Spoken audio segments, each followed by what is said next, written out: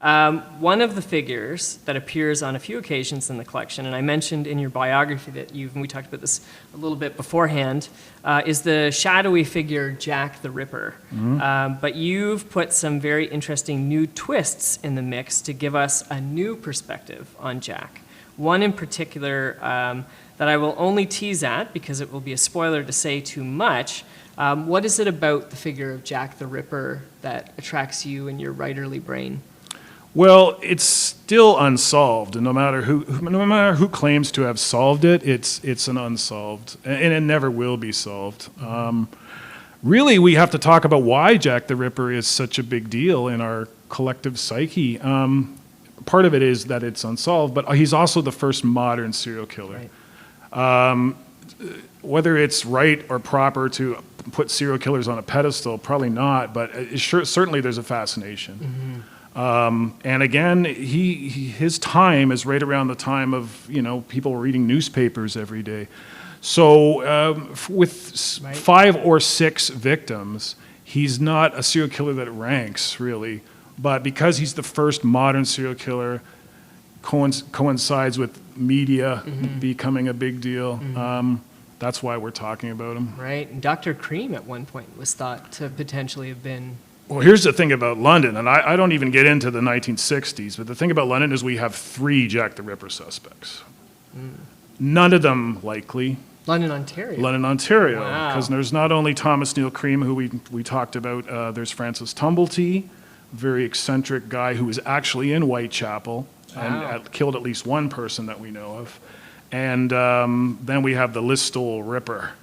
Okay. One of the most terrible cases. His last name was Chattel, but he was a huge, hairy man that killed a 13-year-old in Listowel. And people thought, this guy's got it. They sent pictures of him to England to people who had allegedly seen Jack. So there's 3. There's 3 possible candidates for Jack the Ripper. None of them likely at all. Well, and that anticipates our designation, as you say, as Murder City of the world. I was careful to avoid that. There's already many, many books about that. And even in my mythology book, I cut it off with the canceled Rolling Stones concert in 1965 because I did not want to get into that. I just felt it's already been covered. Same reason I don't do the Donnellys in this mythology book. It's just been covered so much. So, yeah, for sure. Could we hear Little Jack? Sure, you can hear Little Jack. This is one of the stories in the collection that I was mentioning. It gives us a new perspective on Jack the Ripper and Ripperology. I didn't think I was the kind of person who would do this, by the way. I remember I posted on social media at one point, even I can't go here, but I ended up going there. I'm glad you did. I think that the twist will take care of itself. So, the papers have christened me Jack. I speak through my deeds and would never have thought of giving myself a name. What I must concentrate on is evading Scotland Yard and continuing to harvest these slatterns who like nothing better than to begrime a good man, to tempt him into muddying his marriage. Without these syphilis-ridden sirens, he would continue to be a kind husband and father. These Liliths of the night make him give it all up to get his weed wet. You can't blame my background for it. I'm afraid I am a natural evil, independent of upbringing. I'm not even sure that you can call me evil, really. I'm more of a cleaner, a specialist in public sanitation. Not only did I have a kind father, I had 2. There was my birth father, an overworked, overloving man, and there was the good old man who paid for the treatment of my illness. I was dependent on crutches when I was a lad, hobbling everywhere I went.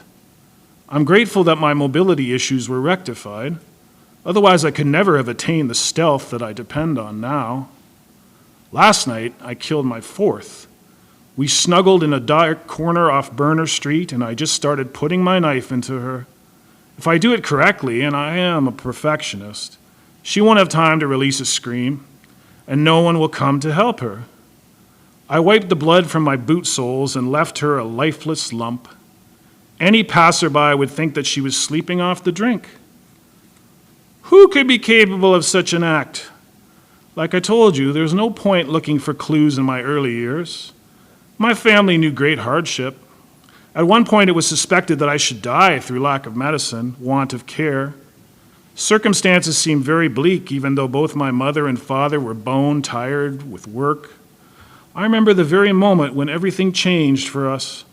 Our benefactor sent us a giant goose. Oh, the taste of that succulent meat. Christmas has always been a cherished time of year for me, even though I am as cold-hearted as they come. I have vowed not to kill any slatterns during those sacred 12 days. It's possible that they too could have grieving relatives, people who care for them. I shall nest in the best boarding house I can afford and wait for less festive times. When Uncle Ebenezer died, it was said that nobody kept Christmas quite like him. I cried at his funeral. It was the last time I ever cried. Even after I was able to burn my crutches, even after I was able to scamper in the streets, I did not lose my innocence right away. Jack came with the onset of lust. I needn't tell you what I used to be called. I'm Jack now. Did